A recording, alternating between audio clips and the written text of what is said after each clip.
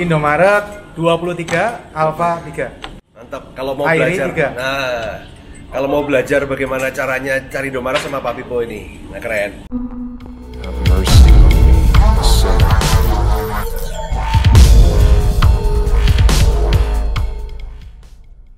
Oke guys, apa kabar semuanya? Ketemu bersama saya Roy Sakti. Kita di channel ini sekarang ada pengajar yang punya Indomaret, Pak Pipo Hargianto. Indomaretnya udah berapa Pak Pipo?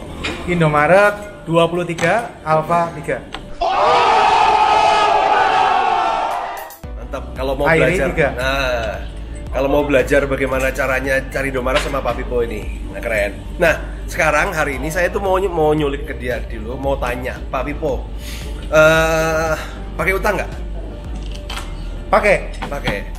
Yang aku heran tuh kan sekarang ini udah punya Indomaret banyak nih, kok masih tetap pakai kartu itu, gimana ceritanya itu? Kalau aku lihat ya, untuk kartu kredit, kita mesti lihat dulu. Utang ada dua ya, utang baik sama hutang jahat. Ya. Kalau hutang jahat itu kan hutang yang kita keluar duit. Kalau hutang baik, kita nggak keluar duit malah dapat duit. Itu namanya hutang baik. Nah. Contohnya, saya beli toko minimarket tapi profitnya 26 juta, cicilannya cuma 20. Jadi saya beli utang malah tiap bulan malah dapat 6 juta. Jadi bukannya keluar duit malah dapat duit. Wow. Oke. Mengenai pertanyaan Pak Roy tadi, kenapa masih pakai kartu kredit? Karena saya lihat di tempat saya strukturnya keuangannya saya bagi. Pertama pakai uang sendiri. Ya. Uang sendiri kalau butuh lebih dalam lagi pakai uang bank. Bang, Uang bank KPR mentok masih ada kredit modal kerja. udah kerja. Kalau dari modal kerja mentok, kadang-kadang karena kita belum beres minta bank lagi, butuh buru-buru, di bawahnya ada kartu kredit. Jadi kartu kredit ini menurut saya pasukan cadangan lah. Pasukan cadangan ke bawah ya. Iya. Terakhir ya kan. Cadangan terakhir. Jadi kadang-kadang yang masih butuh duit aja ya Pak. Ya kartu kredit menurut saya bagus, penting. Apalagi sekarang dengan teknik-teknik baru, nanti bisa ikut ke tempatnya Pak Roy, workshopnya. Ada teknik-teknik baru, kadang-kadang malah kartu kredit bisa lebih murah daripada KPR.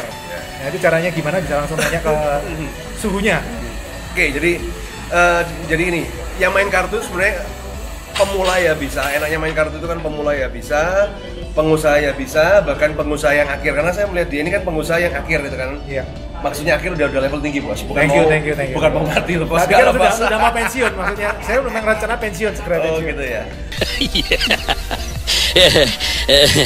Nah, cuman bedanya adalah apa? Kalau yang pemula itu di garis depan, ya kan? Kenapa pemula di garis depan? Karena nggak ada jaminan. Apa yang mau dijaminkan? Yang dijaminkan kan cuma KTP. Iya. Nah, tapi kalau sudah posisinya sudah mature, sudah asetnya udah jalan, punya KPR segala, kartu kredit perlu tapi garis belakang.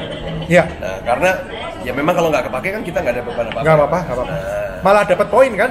Dapat poin. Bisa kalau pakai kartu kredit gitu kan dapat poin lumayan kan, buat jalan-jalan luar negeri, poinnya kan lumayan. Nah kalau sekarang pesan buat pemirsa di YouTube ini nih, pesan buat tipsnya apa ini? Bijak dalam menggunakan utang ini bagaimana? Oke.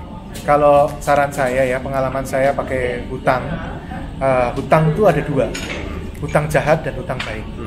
Hutang jahat membuat kita keluar uang. Contoh kita beli TV, beli mobil, beli hal untuk yang senang-senang, itu namanya hutang jahat. Itu jangan.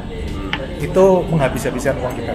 Tapi kalau hutang baik, contoh teman-teman beli mobil kredit kemudian dipakai buat orang pakai Grab atau pakai Gokar, sehingga teman-teman dapat sisanya lebih, bisa nutup angsurannya masih bisa lebih, 3 tahun waktu lunas dapat mobilnya. Atau seperti yang saya lakukan, saya beli toko minimarket, cicilannya 20 juta tapi tiap bulan dapat 26 juta. Jadi saya utang bukannya nyicil malah dapat uang 6 juta tiap bulan.